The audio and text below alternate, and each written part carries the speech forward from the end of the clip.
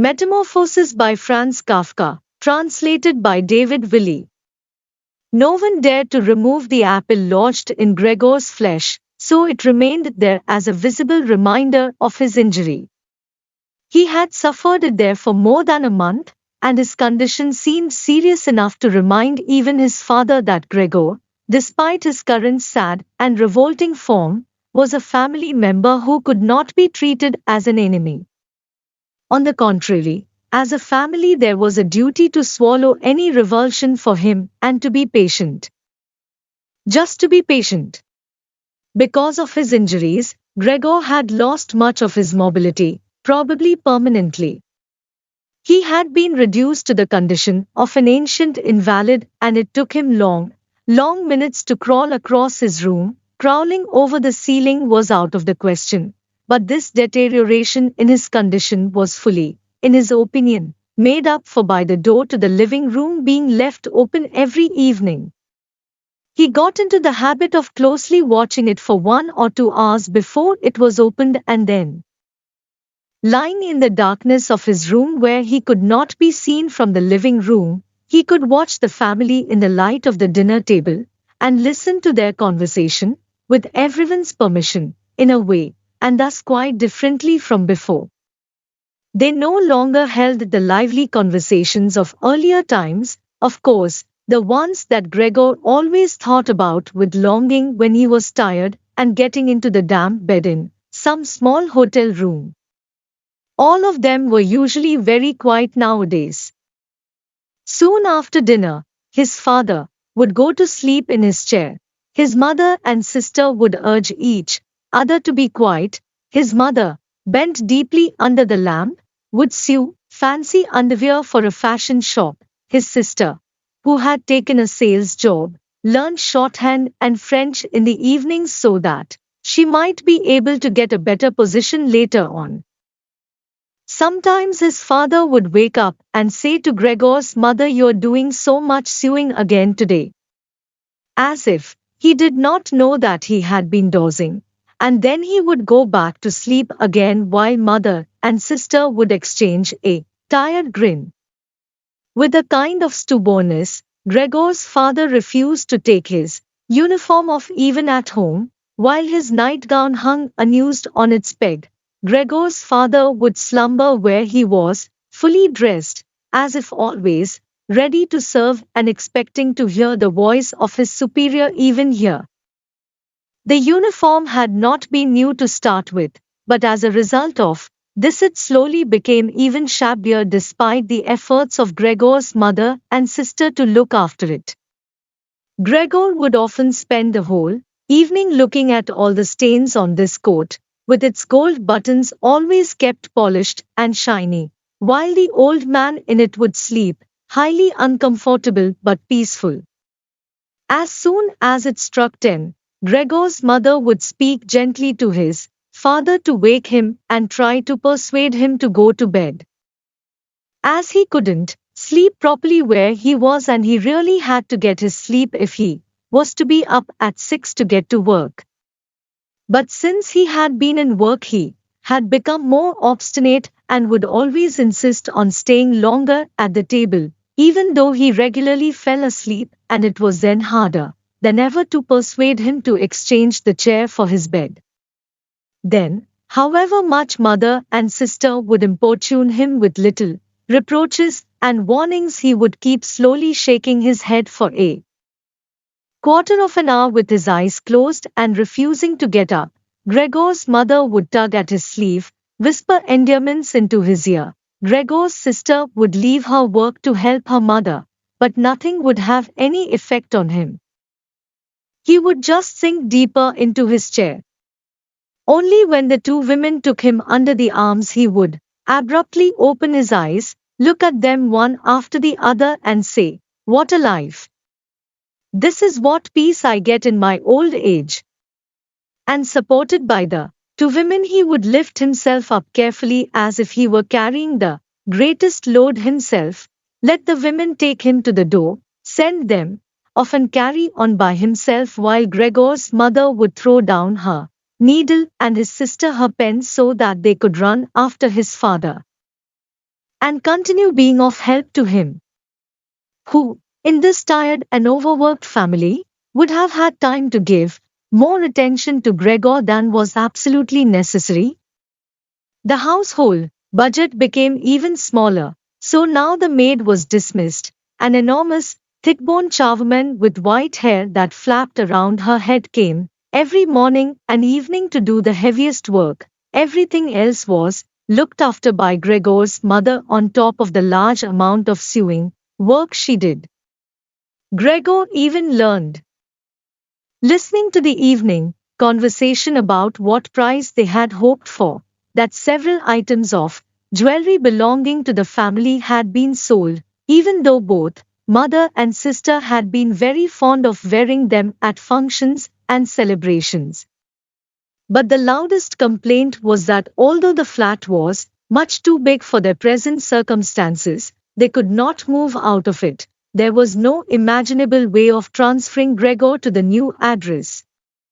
He could see quite well, though, that there were more reasons than consideration for him that made it difficult for them to move. It would have been quite easy to transport him in any suitable crate with a few air holes in it. The main thing holding the family back from their decision to move was much more to do with their total despair, and the thought that they had been struck with a misfortune unlike anything experienced by anyone else they knew or were related to. They carried out absolutely everything that the world expects from poor people. Gregor's father brought bank employees their breakfast. His mother sacrificed herself by washing clothes for strangers. His sister ran back and forth behind her desk at the behest of the customers, but they just did not have the strength to do any more. And the injury in Gregor's back began to hurt as much as when it was new. After they had come back from taking his father to bed, Gregor's mother and sister would now leave their work where it was and sit close together, cheek to cheek. His mother would point to Gregor's room and say, "Close that door, greet," and then, when he was in the dark again, they would sit in the next room and their tears would mingle, or they would simply sit there staring dry-eyed at the table. Gregor hardly slept at all, either night or day. Sometimes he would think of taking over the family's affairs, just like before. The next time the door was opened, he had long forgotten about his boss and the chief clerk, but they would appear again in his thoughts, the salesman and the apprentices, that stupid tea boy, 2 or 3 friends from other businesses, one of the chambermaids from a provincial hotel, a tender memory that appeared and disappeared again, a cashier from a hat shop for whom his attention had been serious but too slow. All of them appeared to him, mixed together with strangers and others he had forgotten. But instead of helping him and his family, they were all of them inaccessible, and he was glad when they disappeared. Other times, he was not at all in the mood to look after his family. He was filled with simple rage about the lack of attention he was shown, and although he could think of nothing he would have wanted, he made plans of how he could get into the pantry where he could take all the things he was entitled to, even if he was not hungry. Gregor's sister no longer thought about how she could please him but would hurriedly push some food or other into his room with her foot before she rushed out to work, in the morning and at midday, and in the evening she would sweep it away again with the broom, indifferent as to whether it had been eaten, or, more often than not, had been left totally untouched. She still cleared up the room in the evening, but now she could not have been any quicker about it. Smears of dirt were left on the walls. Here and there were little balls of dust and filth. At first, Gregor went into one of the worst of these places when his sister arrived as a reproach to her, but he could have stayed there for weeks without his sister doing anything about it. She could see the dirt as well as he could, but she had simply decided to leave him to it. At the same time, she became touchy in a way that was quite new for her, and which everyone in the family understood. Cleaning up Gregor's room was for her and her alone. Gregor's mother did once thoroughly clean his room, and needed to use several bucketfuls of water to do it, although that much dampness also made Gregor ill and he lay flat on the couch, bitter and immobile.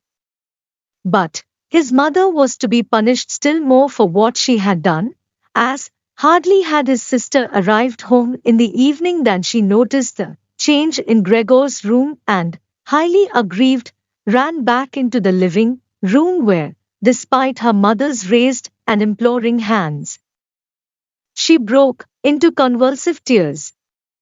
Her father, of course, was startled out of his chair and the two parents looked on astonished and helpless. Then they, too, became agitated.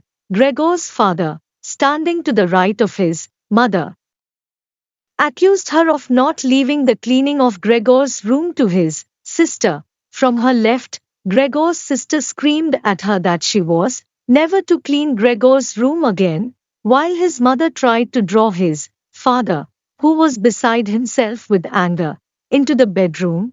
His sister, quaking with tears, thumped on the table with her small fists, and Gregor hissed in anger that no one had even thought of closing the door to save him the sight of this and all its noise.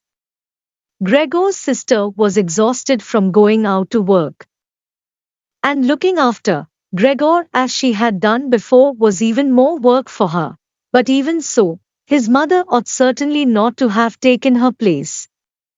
Gregor, on the other hand, ought not to be neglected. Now, though, the charwoman was here. This elderly widow, with a robust bone structure that made her able to withstand the hardest of things in her long life, wasn't really repelled by Gregor. Just by chance one day, rather than any real curiosity, she opened the door to Gregor's room and found herself face to face with him. He was taken totally by surprise. No one was chasing him, but he began to rush to and fro while she just stood there in amazement with her hands crossed in front of her. From then on she never failed to open the door slightly every evening and morning and look briefly in on him. At first she would call to him as she did so, with words that she probably considered friendly, such as "Come on, then, you old dung beetle," or "Look at the old dung beetle there." Gregor never responded to being spoken to in that way, but just remained where he was without moving as if the door had never even been opened. If only they had told this charwoman to clean up his room every day instead of letting her disturb him for no reason whenever she felt like it. One day, early in the morning while a heavy rain struck the window panes, perhaps indicating that spring was coming, she began to speak to him in that way once again. Gregor was so resentful of it that he started to move toward her. He was slow and infirm, but it was like a kind of attack. Instead of being afraid, the charwoman just lifted up one of the chairs from near the door and stood there with her mouth open, clearly intending not to close her mouth until the chair in her hand had been slammed down into Gregor's back. "Aren't you coming any closer, then?" she asked when Gregor turned round again, and she calmly put the chair back in the corner. Gregor had almost entirely stopped eating. Only if he happened to find himself next to the food that had been prepared for him he might take some of it into his mouth to play with it, leave it there a few hours, and then, more often than not, spit it out again. At first he thought it was distress at the state of his room that stopped him eating, but he had soon got used to the changes made there. They had got into the habit of putting things into this room that they had no room for anywhere else, and there were now many such things as one of the rooms in the flat had been rented out to 3 gentlemen. These honest gentlemen, all 3 of them had full beards, as Gregor learned peering through the crack in the door one day, were painfully insistent on things being tidy. This meant not only in their own room but, since they had taken a room in this establishment, in the entire flat and, especially in the kitchen. Unnecessary clutter was something they could not tolerate, especially if it was dirty. They had moreover brought most of their own furnishings and equipment with them. For this reason, many things had become superfluous which, although they could not be sold, the family did not wish to discard. All these things found their way into Gregor's room. The dustbins from the kitchen found their way in there too.